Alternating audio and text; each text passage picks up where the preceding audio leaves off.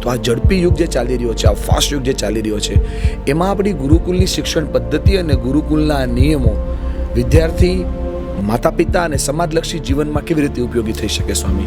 વિદ્યાની સાથે, શિક્ષણની સાથે સદવિદ્યા અને બ્રહ્મવિદ્યા ગુરુકુલમાં મળે છે, એટલે ગુરુકુલનું શિક્ષણ અનિવાર્ય છે.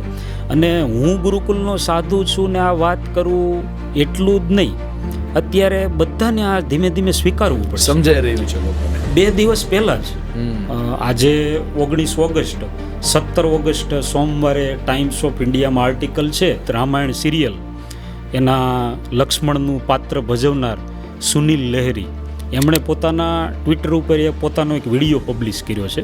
અને એમાં એમણે કહ્યું છે કે આપણે આ જૈનજી, જૈન ઝેડ, જૈન આલ્ફા, આ કયા શબ્દોથી નવી પેઢીને સંબોધી રહ્યા છે? આ શબ્દોથી નવી પેઢી આપણાથી દૂર થઈ રહી છે. આપણે આપણી ભવિષ્યની પેઢીને આપણી સંસ્કૃતિના શબ્દોથી સંબોધન કરવું જોઈએ. અને એ ત્યારે જ શક્ય બનશે કે આપણી શાળાઓમાં જે વર્તમાન શિક્ષણ પ્રણાલી છે એમાં ગુરુકુલ શિક્ષણ પદ્ધતિના મૂલ્યો ઉમેરવામાં આવશે, તો જ એ શક્ય બનશે.